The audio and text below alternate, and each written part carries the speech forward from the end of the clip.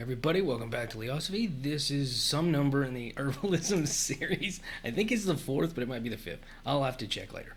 But yeah, instead of going over varieties of herbs and their uses in this one, I thought since it's just such a good time of the year for this, what I would recommend is how to cultivate herbs because finding them in the wild is sketchy at best. I mean, one, you're probably not going to find whatever it is you're looking for. It's sort of up to chance. Two, many herbs that have the best uses are not found just willy nilly out in the wild. And three, and more importantly, there are in many instances lookalikes that you don't want to end up with. So what I'm much more inclined to recommend to people is to actually grow them themselves. And it's super easy. It's a lot easier than growing vegetables for the most part. So what you really want to have, and this is just a recommendation, if you don't have the space, if you do live in a small apartment or you don't have a yard or you don't have a lot or you don't have any land, and again, I've recommended people look for land, if economic situations permit, for a number of reasons other than growing herbs.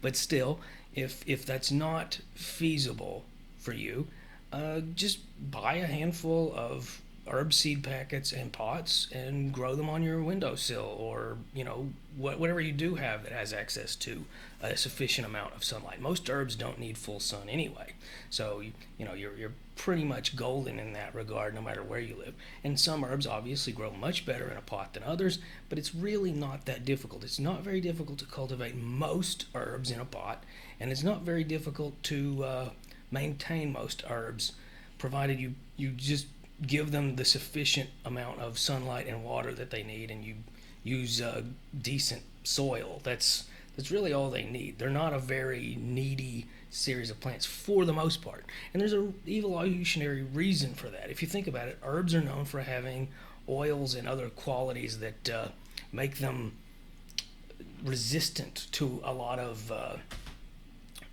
almost said predators, but creatures that want to harm them.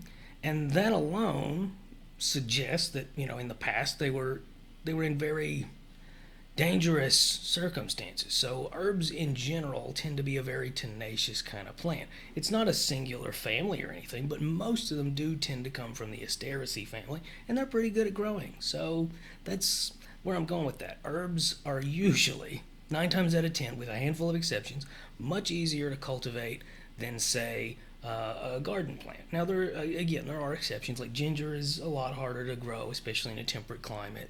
I've never heard of anybody personally keeping echinacea in a plant.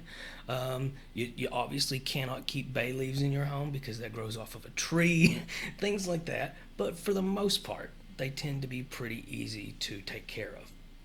However, ideally, if you are interested in using herbs medicinally or just want to try this out before you get into actual gardening for food, because I think it's a great way to practice because they are easier, what I most recommend is a raised bed. I don't recommend just an open ground herb garden, and I don't recommend, even though I'm a staunch advocate for permaculture, I'm a staunch advocate for what's called forest gardening, but for herbs, unless you already have an established garden like that, it's really not the best way to start. So what I'm more inclined to say is you should have a raised bed. Raised beds are easy to structure, they're easy to set up, and the big thing is just make sure that you fill that raised bed with either really, really, really rich, good soil or compost or a mixture of the two, because raised beds, the whole point is you're growing a lot in a lot of plants in a little bit of space,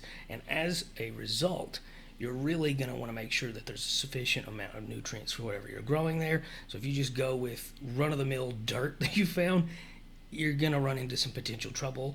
And if you go with things that have a lot of not naturally but just pesticides that already exist in it and fertilizers that already exist in it, you might run into some issues there. So make sure you use good soil. Get yourself a raised bed. It's very easy to set up, as I said before. There's not really a particularly ideal size. It's more about what you want to grow. And the big thing is to give everything its own little area to grow.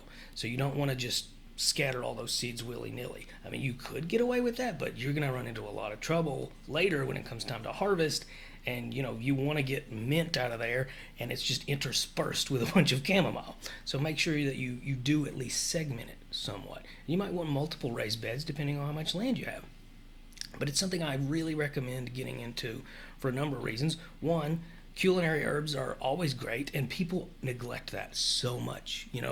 This isn't supposed to be a prepping video, but a lot of people I know, when it comes time to getting ready in case of disasters or emergencies, they always just think about what they need to eat. Rice and beans and whatnot.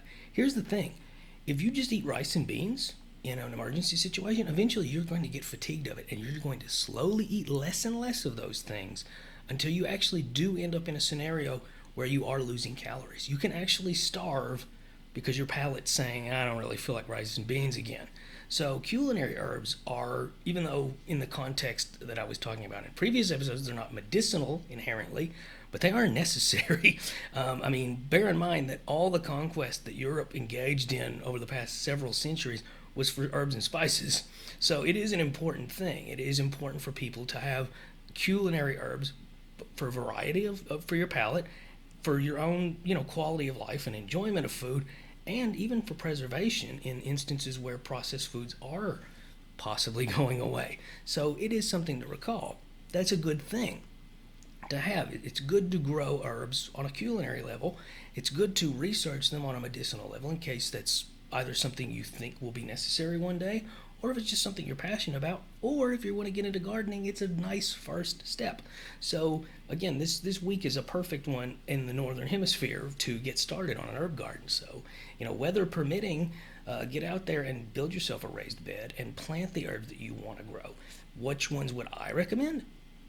If you live in an area where you want to promote bees, bee balm is great. And bee balm essential oil, I think I mentioned in a previous episode, is actually great for morning sickness. It's really good for curbing. It's an antiemetic, in other words, just from the odor, as I mentioned in a previous episode, that in ginger, which is a lot harder to grow.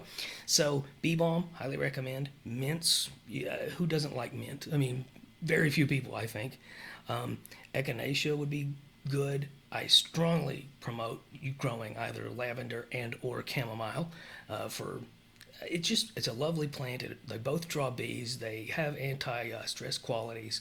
They're just really nice to have.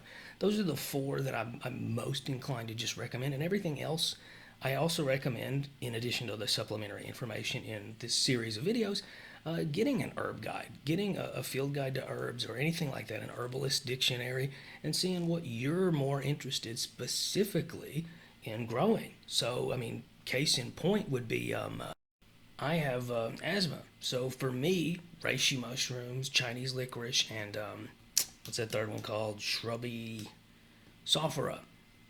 Those would be three really great plants for me to grow, specifically for asthma and allergy symptoms. Which reishi's not something you're going to be able to cultivate in a raised bed, though, by the way. In fact, maybe at a future episode I'm going to cover growing mushrooms, because that's something I'm actually kind of passionate about, too. Anyway, bottom line, figure out what you want to grow. Figure out how easy it is to grow them. Most of the time, again, unless you're living in a temperate climate like myself and you want to grow ginger, which is doable, but just a lot harder, chances are it's going to be pretty easy, and you're going to grow up very similarly to how you would grow ornamental flowers in a raised bed, separating them by variety rather than by just what looks nice color-wise. But other than that, it's an incredibly rewarding thing. And I get, you know what? No, subsequent episode I will talk about preserving herbs. I'll talk about drying them and whatnot, because this one, if I do that, it'll go to probably 30 minutes. So this is a little shorter one this time around, but I think that's really all that needs to be said when it comes to growing herbs. One other minor thing, I guess. Should you buy a full-fledged plant, or should you start from seeds? That depends on a few things: how easy it is to grow from seed, what time of year it is, things like that. I personally would recommend, if you've never grown anything like that before, I would start some plants from actual, pre-existing plants rather than from seed. Like mint would be a good one in that instance, because once you get started, mint, by the way, mint's a masochistic plant. That's what I call them. They want you to pull their leaves and pluck a little bit here and there. They actually grow better if you do that. So don't be afraid to do that to mint. I've seen lots of people, their mint gets too shrubby, too woody. The leaves aren't nearly as good, and then the plant starts dying because they don't harvest it frequently enough. So even if you're not that in the mood for mint, pick those leaves. But I do think that once an established mint plant is better. Chamomile, on the other hand, I think you're better off starting from seed. So you see how that goes. Just read the instructions on the back of the packet. Really, it is so much easier to grow herbs for the most part than it is to grow, say, corn and tomatoes. But that's it for this episode. Get out there and get you an herb garden if you're interested. Like, share, subscribe. Keep asking questions. Bye.